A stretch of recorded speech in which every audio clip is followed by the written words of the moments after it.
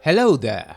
I'm Vine and I hope that I triggered the must install Morrowind again reflex for at least some of you out there, because I know that the most of my viewers are around my age and probably played this 20 years ago when the Bethesda was still making respectable games. I wanted to make a mostly unmodded Morrowind Let's Play series for a while now. I say mostly as I had to install code patch to get modern screen resolution, plus some UI fixes, but beside this, I didn't install graphics extender and even excluded expansions in data files.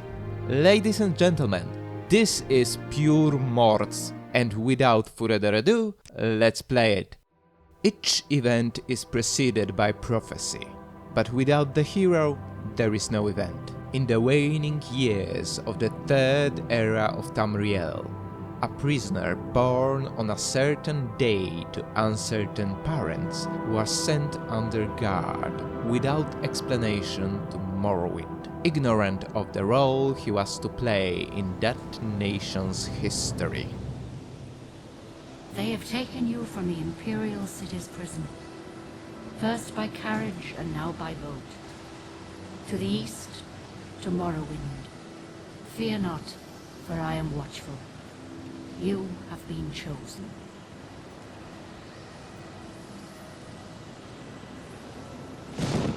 Wake up. We're here. Why are you shaking? Are you okay? Wake up.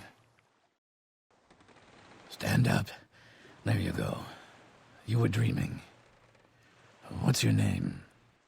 Now, I have a small roleplay vision. Let's create ourselves a female mage named Arya, who is thirsty for power and prestige in her specialized field. So, the goal for us is to help her get established as the Mistress of Magic on Vanderfell. As a race, we will go with Breton, a quite concrete choice for a mage. Also, fun fact, did you know that in Polish the word Breton sounds quite similar to beton?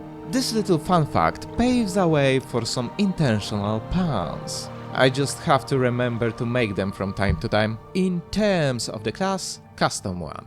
Favorite attributes are Intelligence for mana and Luck for optimization, specialization in magic with Destruction as our main and only offensive skill. Weapons are for uncivilized barbarians.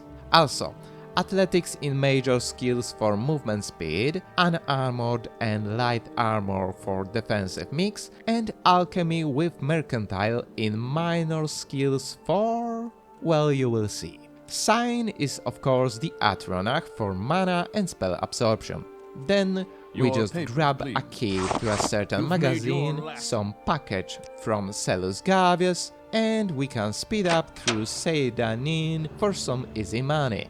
Give Fagot his ring back, sell goods from a certain magazine to Ariel, find an axe in a trunk near the local lighthouse, find a tax collector's dead body in the swamps, inform authorities and hand over 200 drakes we found on him, kill the murderer by freezing him to death in a civilized manner, get the 500 drakes for his head, conspire with Hriskar to recover some gold, go to the lighthouse again to comfort the dead tax collector's girlfriend and crash there for a few hours, observe from the top of the lighthouse where Fargoth hides his things, steal back Fargoth's ring with all the money he had, give Hriskar his share of the drakes, sell some goods again to Ariel, talk with Vodunius about local transport, go check the Sealed Strider and talk about Vodunius instead, go back to Vodunius and buy his cursed ring from him because his story is sad and he deserves better,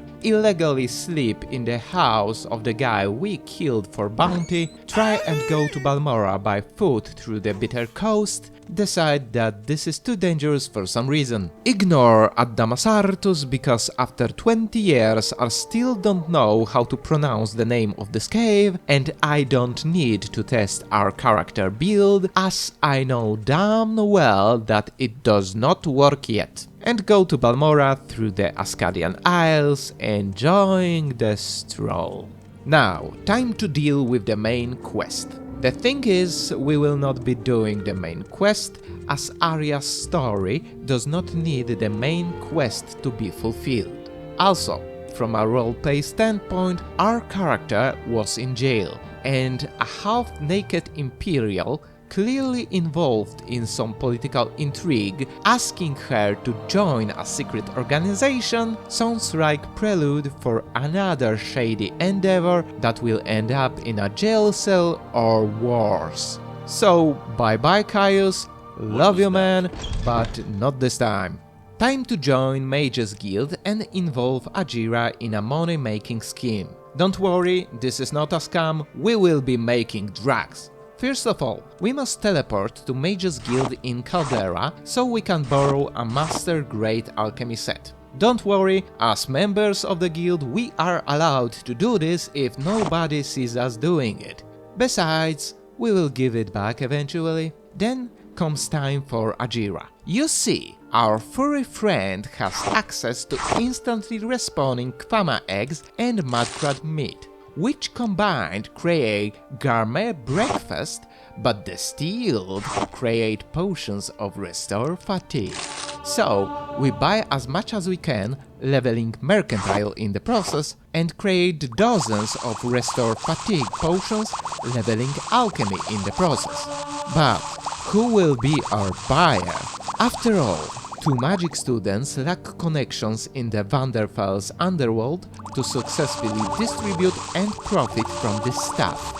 Answer against lies in Caldera in a form of a little Dedra hiding among the orcs in Gorak Manor. Creeper, a non-hostile scamp with 5,000 gold who buys and sells items at base cost. He will be our main distributor and the crackhead whale at the same time. Scheme completed.